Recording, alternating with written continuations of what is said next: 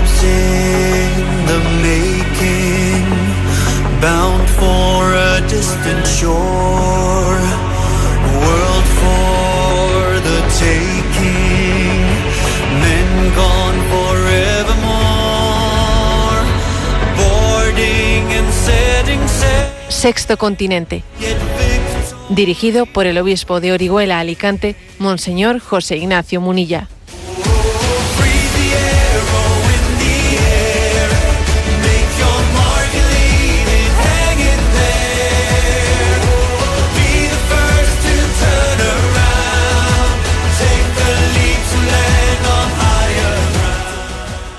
Un cordial saludo a todos los oyentes de Radio María. Un día más, con la gracia del Señor, nos disponemos a realizar este programa radiofónico llamado Sexto Continente, que lunes y viernes de 8 a 9 de la mañana, a una hora menos, en las Islas Canarias, realizamos aquí en directo en Radio María España.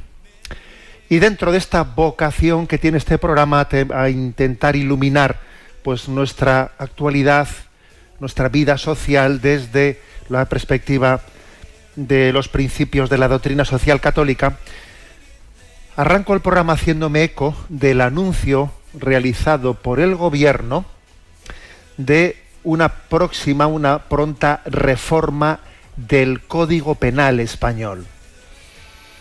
Una reforma del Código Penal que sería en materia de ofensas contra los sentimientos religiosos y las injurias al rey, o a otras altas instituciones del Estado. Y es un tema serio, obviamente, del cual también yo me he hecho eco en redes sociales esta semana.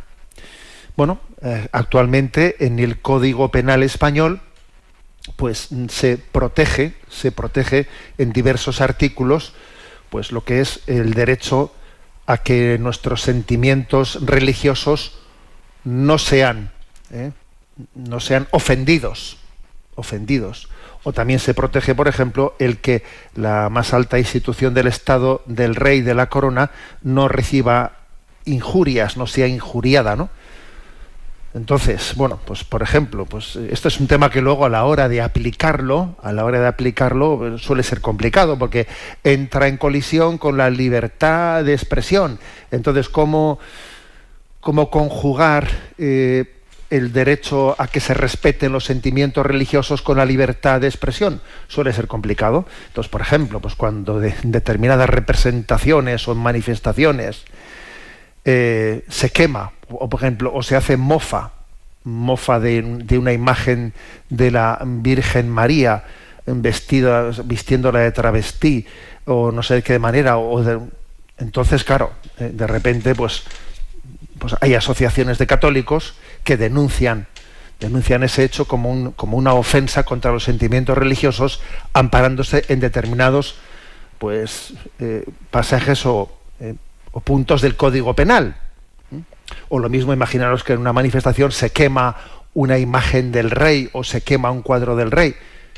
Bueno, también eso podía ser penalizado hasta esta reforma, ¿no? Aunque, como digo, luego en las sentencias las cosas suelen ser complicadas, porque comienzan allí a decir, pero esto es libertad de expresión, no es libertad de expresión, pero por lo menos había unos diques de contención contra las ofensas, contra los sentimientos religiosos y contra las injurias al rey. Había unos diques de contención que ahora se anuncian que van a ser derogados, ¿no?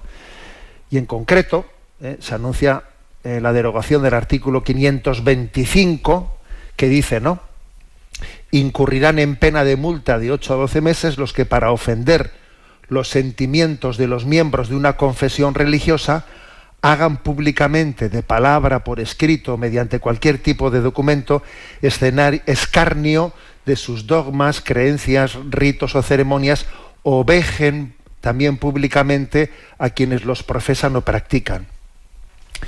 Cuidado, que este mismo punto, este mismo artículo, 525, en el punto segundo dice: en las mismas penas incurrirán los que hagan públicamente escarnio de palabra o por escrito de quienes no profesan religión o creencia alguna. Es decir, que esto no se trata de ningún privilegio, sino que también está penado no solo que se haga ofensa o escarnio o vejación de los creyentes, sino también está igualmente penado que se haga vejación de los ateos. De los ateos o de los que no profesan religión alguna. O sea que en absoluto se trataba de ningún privilegio de ningún tipo, de ningún tipo. Bien, pues este artículo ahora pues se anuncia que va a ser derogado, lo mismo el artículo 493, en el que dice: el que calumniare o injuriare al rey o a la reina o cualquiera de sus ascendientes o descendientes, a la reina consorte, a la consorte de la reina, al regente, tal, será castigado con la pena de prisión de 6 meses a 2 años si la calumnia o injuria fueran graves, y con multa si no fuesen graves. Bueno, digamos, se anuncia, por lo tanto, por parte de la coalición de gobierno actualmente en España, la derogación de estos puntos del Código Penal, que, como digo, tienen como objetivo pues preservar el derecho a que nuestros sentimientos religiosos no sean ofendidos, o también a preservar a las más altas instituciones del Estado, como al rey. Bueno, y yo el comentario que he hecho en redes es el siguiente, ¿no? Que es increíble que esto acontezca al mismo tiempo que el presidente de gobierno pues anuncie iniciativas para silenciar a quienes les ofendan o les injurien a ellos. O sea, el señor presidente de gobierno ha comparecido en el Parlamento diciendo que es insoportable la cantidad de bulos, de injurias que se están pues vertiendo contra el gobierno, contra tal, y entonces eso es insoportable, y entonces hay que poner coto de alguna manera a esos medios de comunicación que están expandiendo todo ese fango contra el gobierno, y entonces hay que poner en marcha. Todavía no ha concretado de qué manera va a hacer eso, cómo va a hacer una censura, de qué tipo de censura va a ser eso, ¿no? Para silenciar a quienes les ofendan o les injurien, ¿no? A quienes nos gobiernan. Entonces, claro, pues yo el mensaje que compartí en redes sociales pues fue este, ¿no? Vamos, acompañé la imagen del anuncio de la reforma del Código Penal, y entonces dije, en resumen, que facilitan el camino a quienes ofendan los sentimientos religiosos o injurien a la monarquía, mientras que anuncian iniciativas para silenciar a quienes les ofendan o les injurien a ellos. No tengo más preguntas, señoría, Bueno, esto dicho un poco con ironía. Es que es curioso, porque yo creo que hay un pasaje evangélico que me parece que si se aplicase, el mundo sería distinto. Trata a los demás como te gustaría que te tratasen a ti. A ver, ya solo con eso, el mundo cambiaría radicalmente. Hay una doble vara de medir, en la que mi ego, ¿no? En la que mi ego se constituye, pues se pone encima, ¿no? del monte y mira a todo el mundo, ¿no? Hacia abajo. Una incapacidad de tener una sensibilidad de ponerte en la situación del otro. A ver, trata a los demás como te gustaría que te traten a ti, pero ¿cómo es posible? Que al mismo tiempo que se deroga, ¿no? el Código Penal, ni más ni menos, porque esto es derogar el Código Penal, que en el fondo estamos hablando de, nos hemos dado pues una legislación que en el fondo está protegiendo derechos que son de todos, que, como digo, no solo es de los creyentes, también es de los ateos, que es que en este mismo punto del Código Penal también están protegidos los ateos. Pero claro, a ninguno de nosotros se nos va a ocurrir que, pues, ir quemando imágenes de ateos, ¿no? Pero sí hay gente que quema imágenes de la Virgen, o se mofa de ellas. Entonces, ¿cómo es posible que al mismo tiempo que derogamos estos puntos del Código Penal, al mismo tiempo, pues eso, anunciemos que es insoportable todas estas, pues se dicen infundios, se dicen bulos que se lanzan contra los gobernantes, y entonces esto hay que cortarlo por lo sano? No puede haber tanto bulo, tanta infamia. Pondremos en marcha, ¿no? Toda una serie de medidas para cortar contra estas estas críticas, ¿no?, infundadas contra el gobierno. Muy bien, y al mismo tiempo hacemos esto. La verdad es que es increíble la deriva de nuestra cultura. Si nos llegan a haber dicho hace unos años que íbamos a ser testigos de pasito a pasito, cada paso de lo que está aconteciendo, nos hubiese costado creerlo. Qué deterioro, por Dios, qué deterioro es el que está ocurriendo, no únicamente en la vida de España, ¿no?, sino en la vida de tantos países, porque sé que este programa lo están escuchando ahora mismo desde muchos lugares y muchos estáis diciendo, señor obispo, que aquí también. Sí, soy consciente de ello, que estamos ante un deterioro, ante un pensamiento único que internacionalmente se ha expandido, que es una especie de virus, ese pensamiento único que hace que nos impida tener capacidad crítica, pues, para desenmascararlo, ¿no?, lo que ocurre. Bueno, pues dejo ahí, ¿no?, este mensaje enviado esta semana a redes sociales. Sexto Continente es un programa que tiene interacción con los que sois usuarios de redes sociales en Instagram y en Twitter a través de la cuenta @obispomunilla. Para los que sois usuarios de Facebook a través del muro que lleva mi nombre personal de José Ignacio Munilla. Recuerdo que los programas anteriores están a vuestra disposición tanto en el podcast de Radio María como en las plataformas de Spotify, de iVoox, y también en el canal de YouTube En Ti Confío. También es accesible Sexto Continente desde la página web multimedia www.enticonfio.org. Bueno, vamos adelante en nuestro programa y voy a compartir parto de lo siguiente, de noticias de actualidad, pero haciéndoles también una lectura, ¿no?, una lectura de fondo. Y voy a hablar de dos personajes muy claves e influyentes en este momento, ¿no?, pues en la política internacional. Uno es Elon Musk, y otro es Donald Trump. Voy a hablar de dos de estos personajes para que seamos conscientes de la ambivalencia tan fuerte que existe hoy en día en la reacción frente a este pensamiento único dominante que quiere imponerse, ¿no? Que a veces uno dice, bueno, bendita reacción, ¿no? Sí, claro, bendita reacción, pero es que el problema está en cómo reaccionar, pero de una manera íntegra, con integridad, con coherencia, ¿no? Bueno, las noticias son las siguientes, ¿no? Elon Musk, sabéis todos que es, pues posiblemente sea una de las mayores, si no la mayor fortuna del mundo. Él es el dueño de Twitter, bueno, que ahora actualmente se le llama X, ¿no? El dueño de Twitter, y además también de SpaceX, que es pues una gran empresa de fabricación aeroespacial. Bueno, pues él, que se calcula que su fortuna son más o menos unos 254.000 millones de euros, ¿no? Pues hombre, pues es un personaje clave en este momento. Es un personaje clave porque la verdad es que, claro, es un dique de contención muy potente frente a este pensamiento único que quiere introducirse, ¿eh?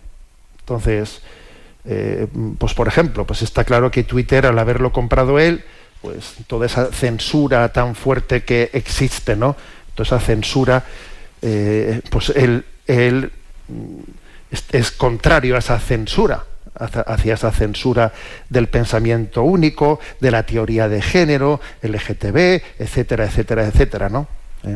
Pues por ejemplo, ¿no? Pues el otro día escuché cómo en Amazon, que Amazon sí está, ¿no?, en poder, digamos, de ese pensamiento único, como en Amazon se niegan a distribuir ciertos libros que son críticos contra la teoría de género, el género LGTB, pues determinados libros Amazon no los distribuye porque está al servicio de esa ideología única.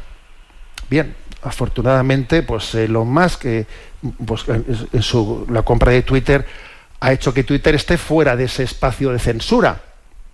Y dice uno, bendito Dios, ¿no? Sí, pero y voy a decir todavía un paso más. La noticia positiva de esta semana pasada ha sido que, Elon Musk mantenía un pulso muy importante con el gobernador de California, Gavin Newsom, pues porque el gobernador de California, que es demócrata, absolutamente implicado en toda esta nueva ideología de teoría de género, LGTB, etcétera, él ha llegado a prohibir que los colegios, ¿no?, que los colegios tengan contacto con los padres para notificarles los cambios de identidad de género de los niños, es decir, que los niños puedan tener cambios de identidad de género sin comunicación con sus padres.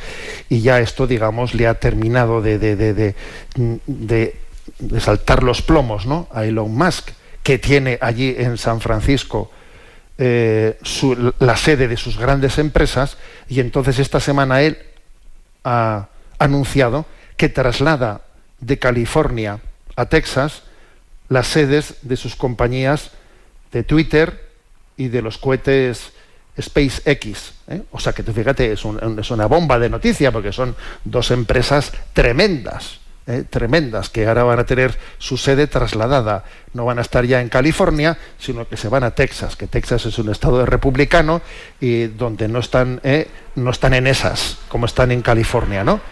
Entonces esta ha sido una noticia, claro, que es diciendo él no está dispuesto a que se lleven a cabo, a que con los impuestos que él, porque claro, él es un hombre que pagará muchísimos impuestos en esas empresas que tiene, ¿no? Entonces dice, pues yo no se los doy a este estado demócrata, iré a Texas, y allí fue. Pues es una noticia muy fuerte que sin duda alguna es una presión muy importante en la buena dirección, en la buena dirección.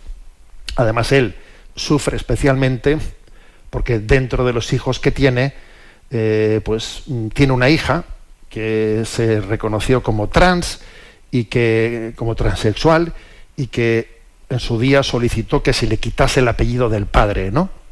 Pues porque el padre intentaba frenarle a su hija. Entonces, madre mía, o sea que esto a él le salpica especialmente este tema, por eso ha sido duro y ha hecho. Ahora, ¿qué ocurre? Pues yo lo que quiero subrayar es que un paso como este, que dice uno, no, bendito Dios que haya gente pues que se resista, ¿no?, a este pensamiento único, al mismo tiempo pues convive con muchas incoherencias. Por ejemplo, una incoherencia que no es de recibo. Señor Elon Musk, ¿por qué permite usted dentro de Twitter la pornografía? ¿Por qué usted no toma la decisión de cortar con la pornografía en Twitter? Porque ahora mismo se difunde con plena libertad dentro de Twitter. A ver, un poco de coherencia, señores. Otras incoherencias en las que no voy a entrar, porque son más ya de tipo personal, son las de que, pues Elon Musk tiene 12 hijos, que ciertamente solamente esa noticia hoy en día, sí, pero con no sé cuántas mujeres, y con fecundación in vitro con trellizos, con otra con fecundación in vitro no sé cuántos, con otra con tal. A ver, ¿qué cantidad, digamos, de incoherencias en la vida?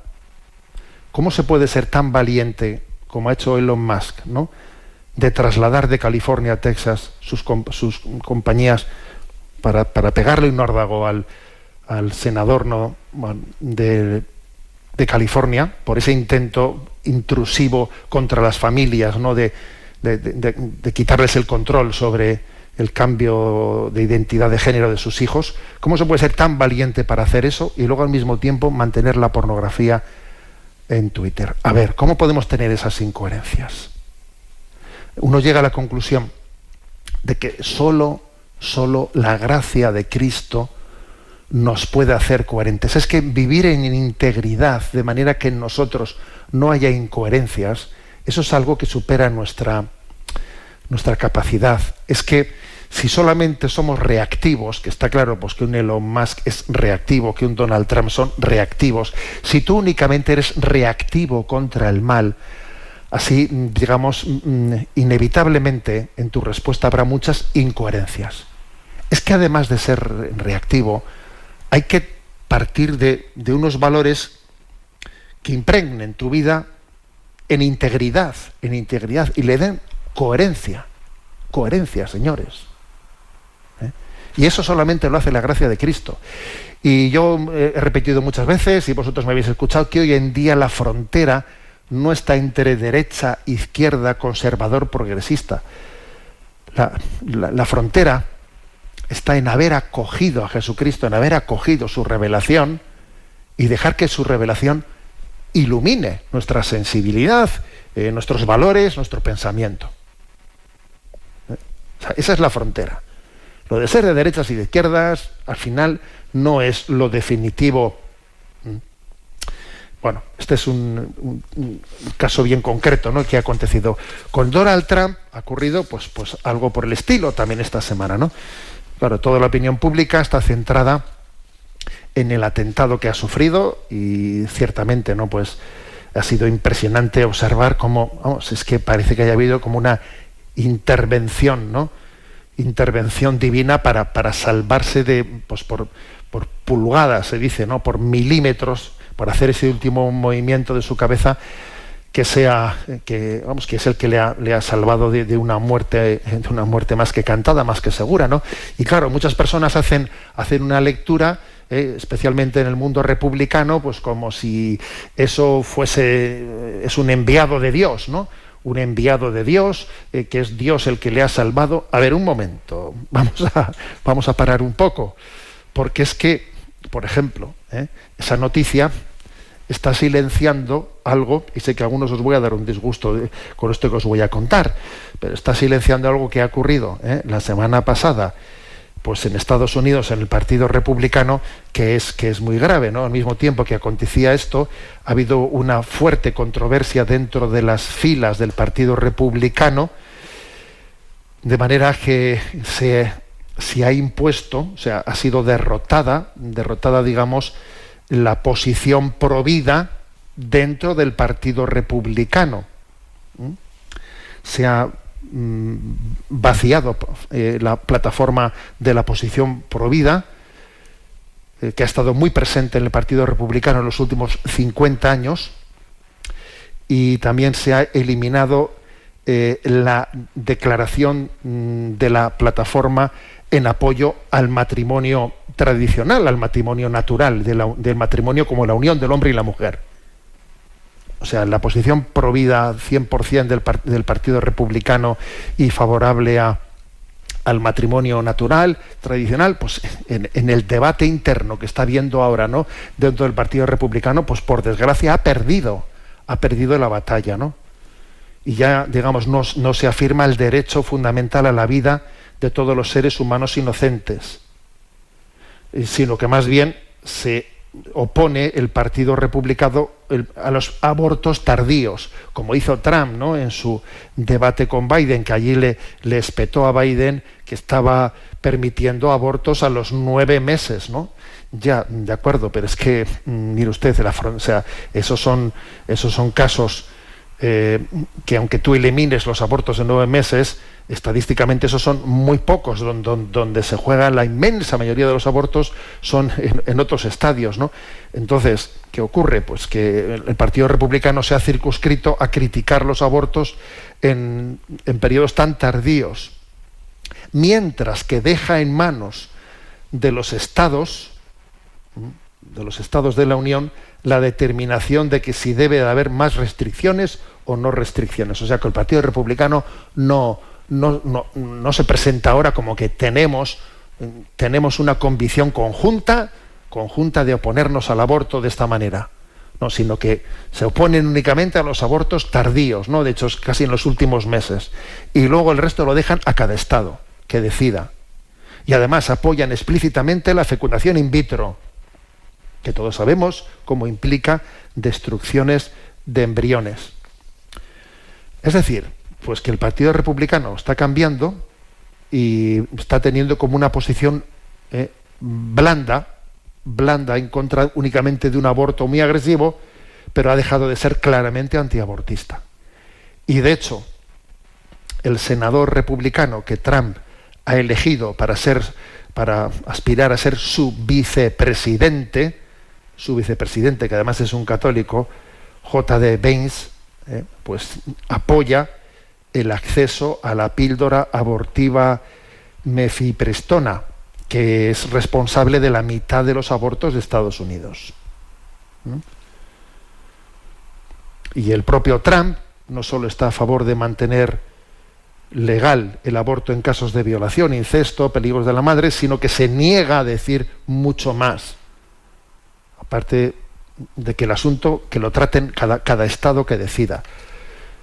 Que de hecho dentro de la carrera que hubo para la nominación de quién era el candidato republicano, pues aquí había otro candidato que era DeSantis, creo que se llamaba, que ese sí que era claramente favorable a la vida y Trump le criticó. Entonces, ¿esto cómo es posible? Pues mira, pues porque Trump estaba dispuesto a acoger la agenda pro vida, acogió esa agenda, pues hasta hacerse con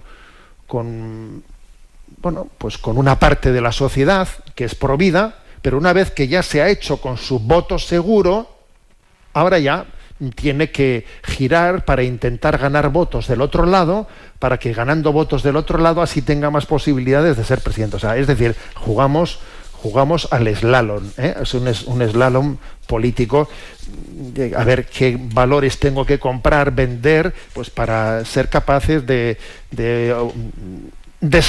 obtener el poder.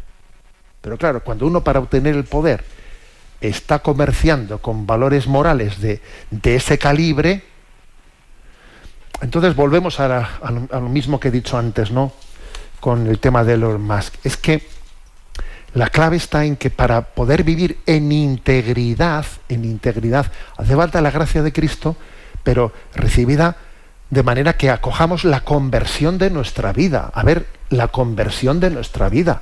A mí me han criticado muchas veces por criticar a Donald Trump, diciendo, a ver, pero no puede haber una persona con una vida más íntegra que no se esté presentando que de repente que si tiene el lío de que si le dio no sé cuántos 100.000 o 200.000 euros, yo qué sé, ¿no? Pues a una actriz porno para silenciar en la campaña electoral que había mantenido relaciones con ella, y entonces el lío es que si ese dinero era dinero para la campaña, era dinero por lo tanto en parte público, o si era su dinero personal. Pero si el asunto ya no es que el dinero, de dónde hubiese venido el dinero para pagarle eso, es que el mero hecho de que eso hubiese acontecido no creo que haga que sea la persona más adecuada para ser presidente de un gobierno. Es que el problema está en la integridad, en que no es suficiente ser reactivo. A ver, este es reactivo frente a este pensamiento que se está imponiendo en el mundo. Bueno, pues muy bien, bendita reacción, pero es que tiene que ser una reacción que sea con integridad de vida y con coherencia en los valores, ¿no? Por eso creo que los católicos no tenemos que casarnos con ninguna reacción populista, con ninguna reacción. Los católicos tenemos que mantener nuestro espíritu crítico sabiendo que por desgracia, ¿no?, por los valores del Evangelio y la doctrina social católica, pues no se cumplen en ninguna siglas políticas, incluso no los cumplimos ni yo que os hablo, O sea, que es que por desgracia no debemos de idolatrizar a nadie de carne y hueso, y mucho menos a unas siglas políticas. No debemos de idolatrizar a nadie. Tenemos que mantener esa independencia que tenía, ¿no?, la predicación de Jesús, de decir convertíos y crecer en el Evangelio, porque aquí el problema que tenemos es que no partimos de una integridad de vida, y eso es lo que nos pasa. Entonces todos son contradicciones. Pues tú fíjate, Elon Musk, pues si esta semana ha hecho algo importante, algo valiente, ¿no?, de cambiar sus empresas, ni más ni menos, de California a Texas, porque yo no le permito al Estado de California que impida que los padres, ¿no?, conozcan que niños en el colegio están decidiendo cambiar de sexo. Entonces con los niños vamos hablando en el colegio de qué sexo quieren tener, pero de esto los padres no tienen que recibir información. Es tremendo, es tremendo. y Elon Musk coge y dice, hasta aquí he llegado, cojo y cambio mi empresa de aquí a Texas. Vale, bien, pero un poquito de coherencia, ¿no? Y entonces en esa empresa tú vas a seguir ganando millones de euros difundiendo la pornografía y vas a seguir haciendo esto. Pero ¿cómo podemos soplar y sorber al mismo tiempo? No es posible. Y con el de Donald Trump, exactamente lo mismo. Entonces, a ver, ¿qué es lo que tenemos que decir? Señor, dame la gracia de tener conciencia de que necesito yo convertirme, yo. Y el político también necesita convertirse.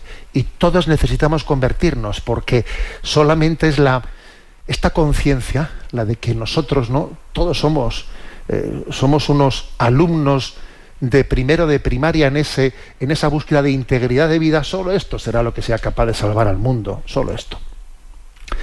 Bien, vamos a tener un momento de descanso, de oración. Como estamos en verano, he pensado, vamos a ir recuperando los himnos de las jornadas mundiales de la juventud, que esos suenan a verano, esos encuentros que hemos tenido. Muchos de esos himnos de las jornadas mundiales, la verdad es que han quedado grabados en nuestros corazones. En concreto, la Jornada Mundial de Cracovia del 2016 habla de bienaventurados. Es un canto que pone en valor el corazón del Evangelio, las bienaventuranzas.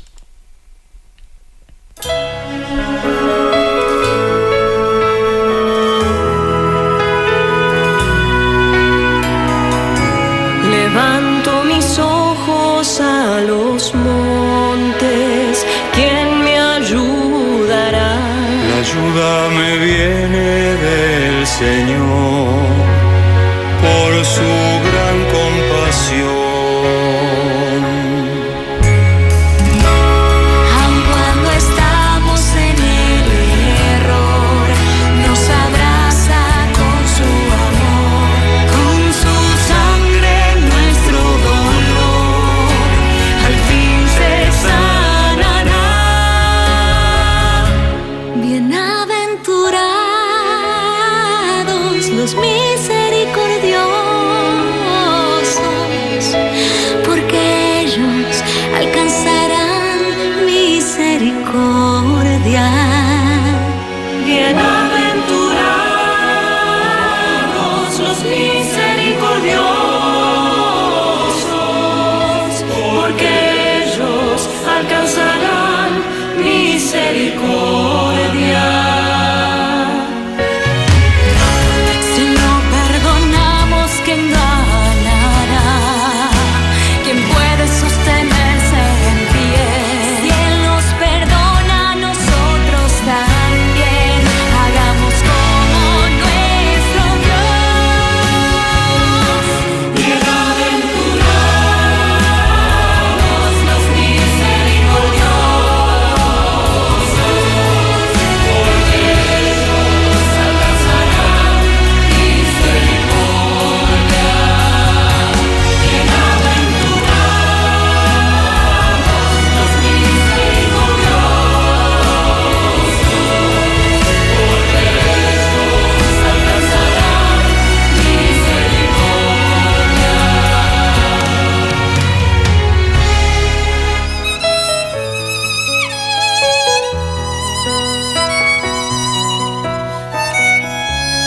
En la cruz Él nos redimió, de la tumba resucitó. Jesucristo es el Señor, al mundo hay que anunciar. Bienaventurados los misericordiosos, porque ellos alcanzarán misericordia. Bienaventurados los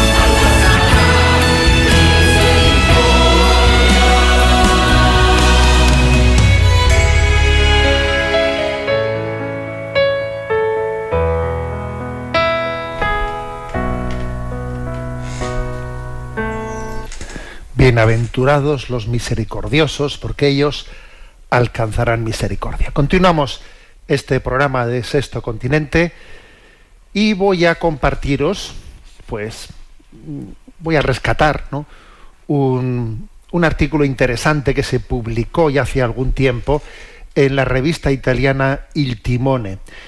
Por cierto, que quien no conozca esta revista, es una revista a la que merece la pena seguirle la pista, ¿eh? Il Timone se publica en italiano, pero la verdad es que tiene artículos de interés. Bueno, pues hace un tiempo se publicó un artículo que creo que es una especie de crítica a ciertas manipulaciones desde el arte moderno, que yo quizás esta crítica la titularía de la siguiente manera, ¿no?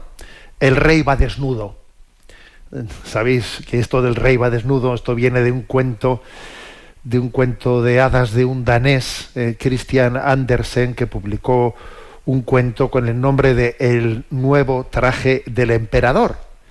El nuevo traje del emperador, y la historia era pues que unos listillos, ¿no?, que estaban alrededor del emperador y que veían pues cómo era un vanidoso, le gustaba siempre lucir las mejores vestimentas, etcétera. Pues entonces le dicen: mire usted, es que hemos descubierto una tela que es la tela más preciosa jamás conocida, que viene de no sé qué parte del Oriente. Entonces, que es una tela que únicamente es capaz de verla el que tiene pues una mente inteligente, ¿no? Inteligente. Los torpes, los ignorantes, los incultos no son capaces de verla, pero sin embargo las mentes sensibles, las mentes educadas son capaces de verla. Entonces, claro, le ponen ahí delante suyo como si le estuviesen sacando una tela y dice: ve usted qué maravilla, ¿no? Y usted, con su gran inteligencia, usted es capaz de verla. Claro, y él se queda avergonzado porque no está viendo nada, no ve nada, y dice: sí, qué maravilla, qué maravilla. Entonces, pues le hacen un traje con esa tela. O sea, es decir, que no le hacen un traje, ¿eh? Pero bueno, a él le dicen que le hacen un traje con esa tela, y a todo el mundo anuncian que el rey va a vestir una tela que es nueva, que es venida de no sé qué parte del mundo, que únicamente es capaz de verla las personas sensibles, las personas inteligentes, los que están educados, los que tienen... y que todos los que sean incultos y rudos no serán capaces de verla, ¿no? Entonces llega el día del desfile y sale el rey con esa supuesta tela puesta, que claro, pues tú verás, ¿no?, cómo iba, ¿eh? Y todo el mundo, como a todo el mundo se había creído esa historia de que esta es una tela que únicamente la van a ver las mentes sensibles, etcétera, y que los brutos y endurecidos no van a ser capaces de verla, pues todo el mundo siguiendo, bajo ese complejo, siguiendo, pues qué impresionante, qué traje trae el rey, y todo el mundo haciendo loas hasta que de repente un niño cogió y dijo: a ver, pero el rey va desnudo. Y entonces ahí todo el mundo, ante esa frase dicha por un niño, pues todo el mundo se empieza a mirar diciendo: pues es que, a ver, si es que va desnudo, ¿no? Va desnudo. Bueno, ese es, digamos, el título del cuento, ¿no?, de Christian Andersen, El nuevo traje del emperador, el rey va desnudo. Pero es que en el fondo, lo que este artículo de Il Timone dice es que se está manipulando, ¿no?, a las personas a través del arte moderno con una operación de este estilo, ¿eh? Se propaga un auténtico culto del sinsentido y el feísmo que oscila entre lo banal, lo vulgar, lo sórdido, tanto desde el punto de vista estético como moral. Entonces parece que los críticos del arte moderno se erigen en intérpretes de lo bello. La crítica juzga muchas obras como obras maestras, aumentando en el público la sensación de no tener los instrumentos culturales para comprender tales obras. Entonces, claro, es que para comprender esto hay que ser un entendido, ¿no? Te ponen dos hierros torcidos. Dices, pero cuidado, es que para comprender esto hay que ser un entendido. Como digas que esto es una chapuza, eres un inculto. Entonces, pero bueno, esto es correcto. En realidad no deberíamos todos llegar a comprender el significado de lo que vemos. Pues que tiene que venir un experto a decirnos algo. ¿Acaso el sentido de la belleza no es innato? No es innato. De modo que cada uno pueda expresar un juicio estético incluso sin ser historiador o crítico del arte. Pero es que nos la tragamos, nos la tragamos. Entonces, a nivel psicológico, esto se convierte en una dictadura cultural activa. Porque esto pone en marcha una serie de mecanismos que inducen a no expresar un juicio o adquirir una percepción incorrecta del valor de las cosas. A ver, ¿qué hay que decir para que yo no parezca un ignorante? Y esta actitud indulgente o acrítica pues llega a generar un complejo de inadecuación cultural. Tienes un complejo, ¿no? A través de la persuasión de que el arte moderno y contemporáneo es algo demasiado alto, demasiado complejo para que pueda estar al alcance de cualquiera. Y así, en vez de expresar un juicio que posiblemente podía ser negativo, se acaba por creer que soy incapaz de entenderlo. Cuando no, cojo y digo qué bonito, qué impresionante, ¿no? A ver, quiero recordar que los episodios que se han vivido, que están grabados y los podéis encontrar por ahí, de cómo ha habido algunas iniciativas, cuando ha habido algunas exposiciones así de arte surrealista, por ejemplo el Guggenheim de Bilbao, etcétera, donde algunas cuadrillas así de jóvenes pues han hecho en un garaje, ¿no? En un garaje han ensuciado con pintura, pues una sábana, le han puesto un marco como si fuese un cuadro ampliamente trabajado, cachondeándose, le han echado pintura al azar, le han puesto un marco y así se han introducido en el Guggenheim y han colocado, así vistiéndose con buzos como de trabajadores, se han colado y han puesto el cuadro pues en un rincón allí del Guggenheim y el cuadro ha pasado días y días siendo visto pues por todos los visitantes y diciendo, pues mira qué cuadro, pues posiblemente esto signifique, pues mira, esto igual significa, quien ha hecho esto posiblemente tiene unos sentimientos. A ver, que te están tomando el pelo y ese cuadro lo han colocado 4, ¿sabes?, que han entrado por la puerta para dejar patente que el rey va desnudo. Bueno, pues este es un poco lo que plantea aquí el Timone, ¿no? Que quien se resiste, ¿no?, a este influjo tan grande, suele sufrir por parte de la comunidad adoctrinada una especie de aislamiento social. Entonces tú estás acomplejado y entonces te apoyas en el miedo inconsciente de las personas de quedarse solas, porque tenemos un miedo a quedarnos solos, ¿no? La comunidad, si tú pasas por el aro, te ofrece una integración, pero claro, tienes que estar pagando el tributo de que tú estás renunciando a pensar por ti mismo, ¿no?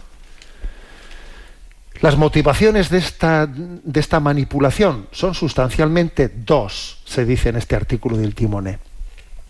La primera, influir en el mercado del arte.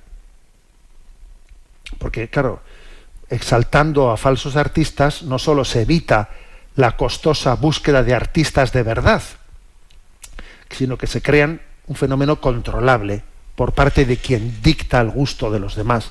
No me esfuerzo en buscar verdaderos artistas, sino que yo aquí me he fabricado 2 o 3 y ya tengo el chiringuito cerrado con esto, ¿sabes? Y la segunda motivación es la decepción perceptiva de lo que es bello. O sea, se dirige el gusto estético de las masas, y de hecho, a la larga, influye sobre la percepción misma de la realidad, convirtiéndose en persuasión. O sea, que te está limitando la libertad interior de elección, de discernimiento, ¿no? Y quien está capacitado, ¿no?, para imponer su propio concepto de belleza, está capacitado para amaestrar a las masas, amaestrarlas. Y así es posible transmitir contenidos decadentes que progresivamente difuminan el sentido de lo bello. No es casualidad, ¿no?, aquella famosa expresión de Dostoyevsky, ¿no?, que decía: la belleza salvará al mundo. La belleza salvará al mundo, ¿no? Entonces, claro, en vez de educar a las personas en la belleza, se crean individuos que renuncian a aspirar a las cosas grandes. Se les priva de la capacidad de discernir en la realidad lo que tiene valor. Se les priva. Yo he contado más de una vez una anécdota que, bueno, permitidme que me repita, ¿no? Pero es que me di cuenta de la potencia que tiene la belleza, ¿no? Estaba yo en la plaza de San Pedro, y era un verano, y como pegaba el sol, pues me estaba un poco refugiado en las columnatas, ¿no? En las columnatas por coger un poco de sombra, y al lado mío había pues una madre y una hija francesas, y la madre, o sea, la hija tendría, pues yo qué sé, unos 18 o 20 años, y la madre pues era, por lo que estaban hablando entre ellas, que yo les escuchaba perfectamente, por lo que estaban hablando, la madre era pues hija un poco del mayo del 68, completamente no creyente, etcétera, ¿no? Y la madre le decía a la hija: mira, hija, todo esto es un montaje, ¿eh? Esto es un montaje que aquí se han hecho para sacar dinero los curas y tal, y esto, ¿no? Y la hija, fíjate, ¿no? La hija le decía a su madre, miraba la plaza de San Pedro y decía: no sé, mamá, a mí me parece que todo esto es demasiado bonito para ser mentira, demasiado bello para ser mentira todo esto. Joder, yo me quedé impactado con esa reflexión de la hija y me di cuenta de que la belleza tiene una gran potencialidad. O sea, aquella chavala francesa, fíjate tú, que había sido educada en el más absoluto ateísmo, descubre la belleza y dice: detrás de esto tiene que haber algo, tiene que haber alguien. No es posible que una belleza no sea reflejo de nada. Claro, uno se acuerda de Dostoyevsky, lo de la belleza salvará al mundo, ¿no? Entonces, claro, por eso te das cuenta que esa especie de manipulación del culto al sinsentido y del culto al feísmo es intentar arrancar un resorte importantísimo para llegar a la fe, que es el de la admiración, el de conmoverte ante la belleza, entendiendo que no es meramente estética, sino que detrás de la belleza hay un bien y hay una verdad. Entonces, pues, sin educación a la belleza no hay ninguna posibilidad de discernir qué tiene valor y qué no tiene. Pero esta educación no es la comprensión heterodirecta del significado de las obras, ¿no? Si así fuera, se volvería a caer en la idea de que para entender el arte es necesario formarse a través de la élite intelectual, portadora de no sé qué claves. No, o sea, no es eso. Entonces, ¿cómo educamos? Pues mira, se educa partiendo de los grandes maestros, de la tradición. Desde ahí se educa. Comenzando por la belleza clásica, medieval y renacentista. En una ocasión le pregunté, ¿no?, pues a un artista moderno, cómo distinguir a un verdadero artista moderno de uno que, bueno, pues de uno que sencillamente está manipulando, ¿no? Manipulando, haciendo 4 garabatos y diciendo que lo suyo pues es una intuición que el mundo inculto no es capaz de entender. ¿Cómo distinguir, ¿no?, a un artista moderno verdadero de uno falso? ¿Y sabéis qué respuesta me dio? Me dijo: mira, para empezar, una diferencia clave está en que el artista moderno, verdaderamente artista, él tiene que tener la capacidad también de pintar o de esculpir un cuadro clásico. Si no tiene esa capacidad de pintar, de esculpir un cuadro clásico, no es un verdadero artista moderno.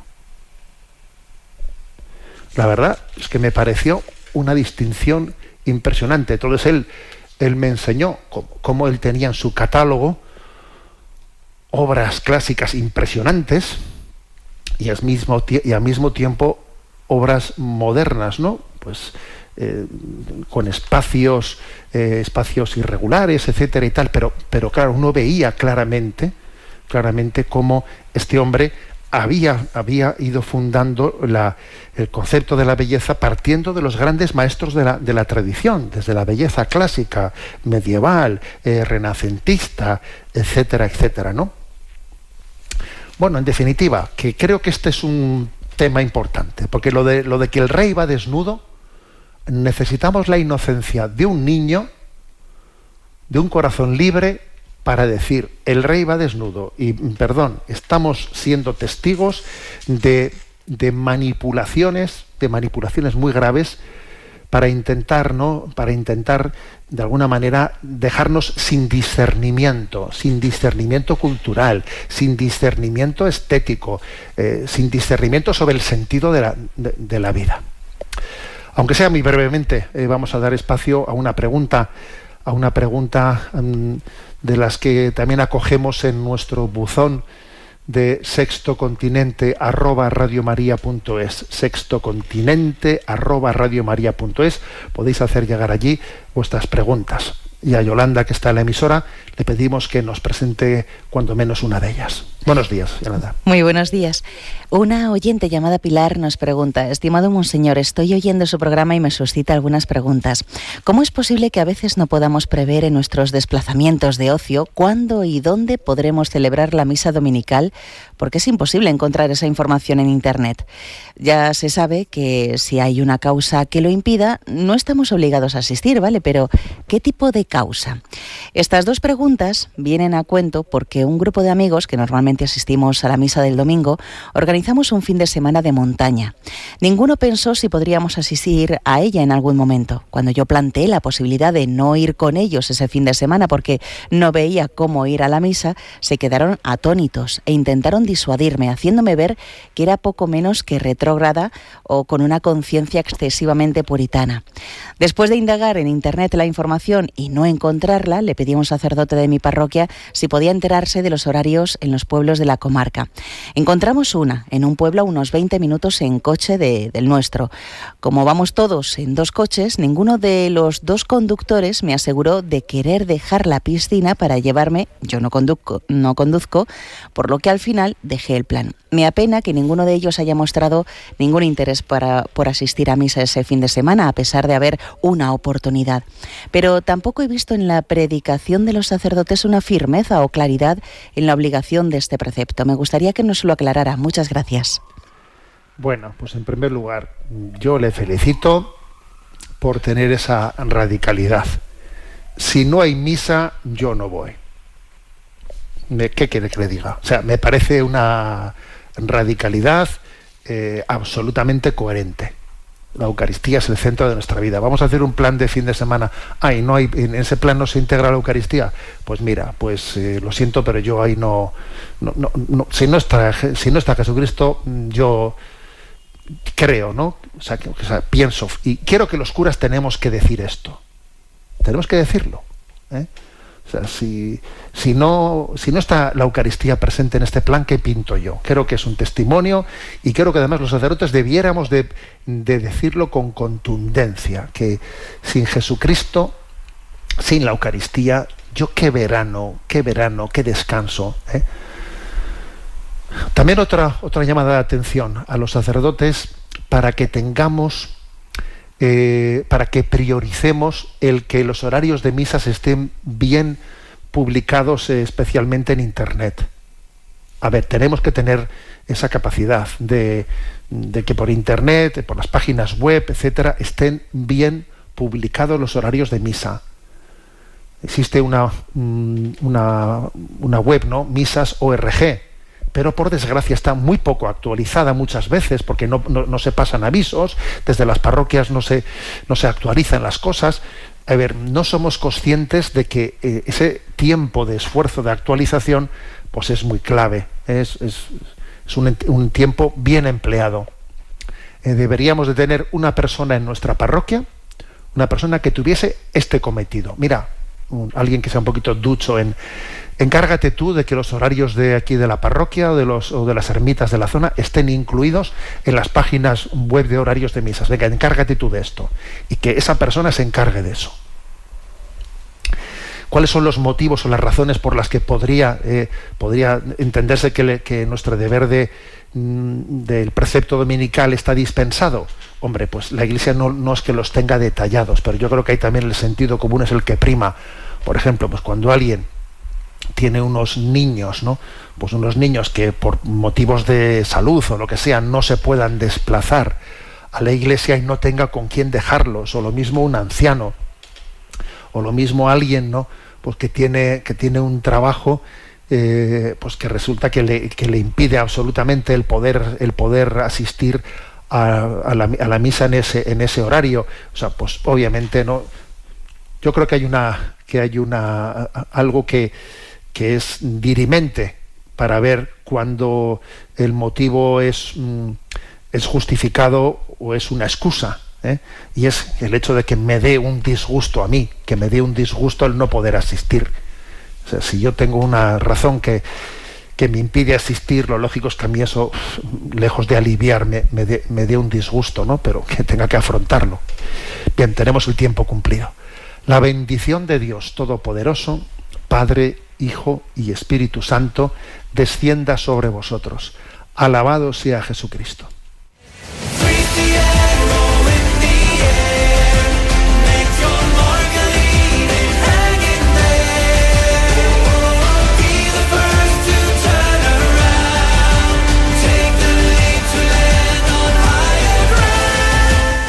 Finaliza en Radio María Sexto Continente, dirigido por el obispo de Orihuela, Alicante, Monseñor José Ignacio Munilla.